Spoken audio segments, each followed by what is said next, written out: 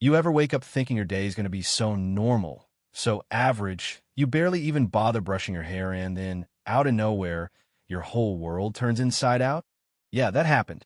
Let me back up a sec. It was a picture-perfect morning in Woodland Heights. Sun was out, the neighborhood was quiet, and I swear even the squirrels looked relaxed. Me? I was Adrian Clark, 42, suit tailored just so, a pair of red Ferragamo shoes shining in the driveway, and a tech billionaire who'd finally found enough nerve to give $5 million to help out public schools that always seemed to get the short end of the stick. That day was supposed to be about speeches and handshakes, and maybe, if I was lucky, a round of polite applause before lunch. No fanfare, no press, not even a driver, just me and my yellow Ferrari, sitting out front of this discreet Airbnb I'd booked to avoid any attention. 9:17 a.m.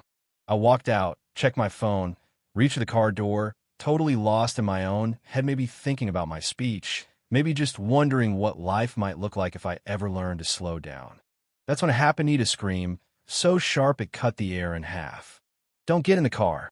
For a split second, I thought maybe I'd imagined it, but then I saw him, this little black kid, maybe 7, tears streaming, green jacket flying behind him like a cape. He was running straight for me, panic all over his face. Please stop. Don't sit down, he yelled, almost tripping over himself. And, sometimes you just feel in your bones that something is wrong, even before your brain catches up. What are you talking about?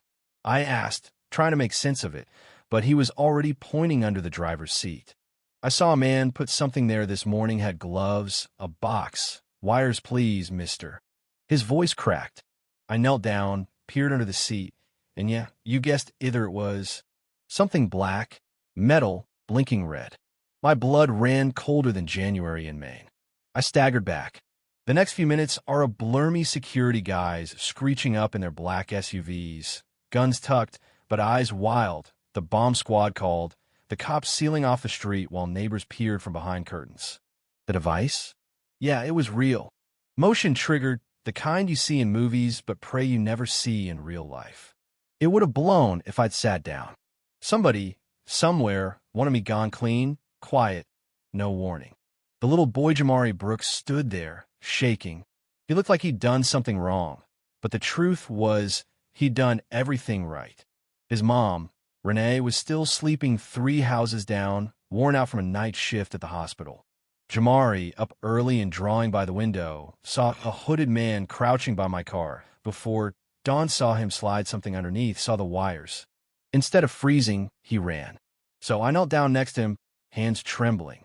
Hey, I said, soft as I could. You just saved my life, kid. Do you get that? He just nodded, big eyes staring at the ground. He'd tried calling 911, but his tablet wouldn't load, so he ran. Just a kid and his gut instinct, and that's what made all the difference.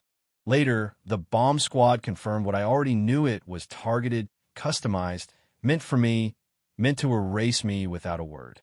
No threats, no notes, just the silent intent of someone with a grudge. That night, I sat in a hotel room, security tape paused on the screen, trying to piece together the why.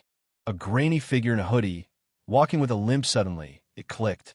Malcolm Vance, a guy from my past, once a brilliant engineer at my company, until I caught him trying to sell secrets to a rival.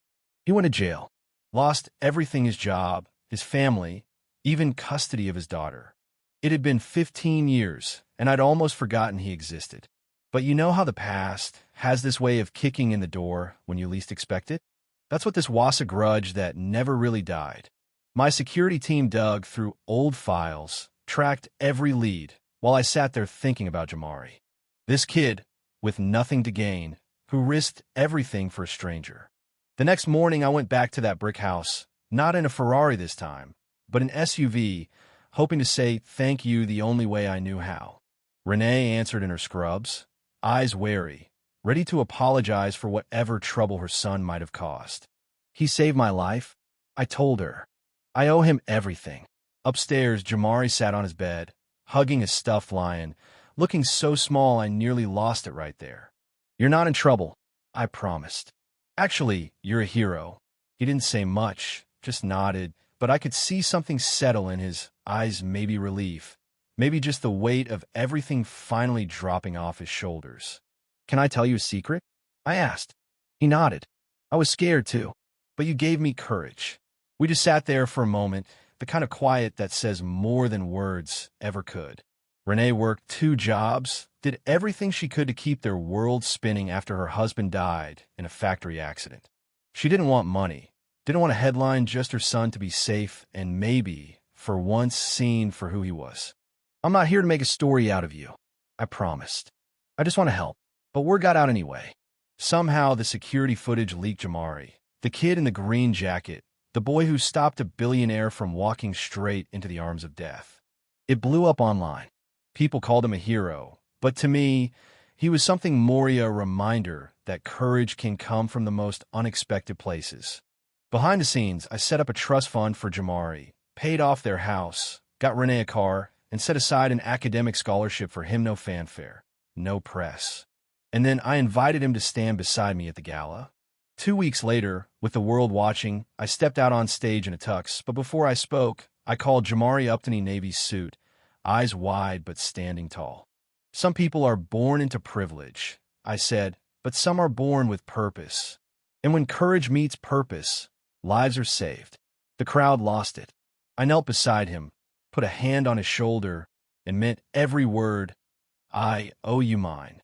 Afterward, as we walked out Sedino Ferrari, no bombs, just US, I turned to him and grinned. "You ever ride in a limo before?" He shook his head. "Well, let's fix that. Sometimes you meet the person who saves your life, and they're the last one you expect. A little kid.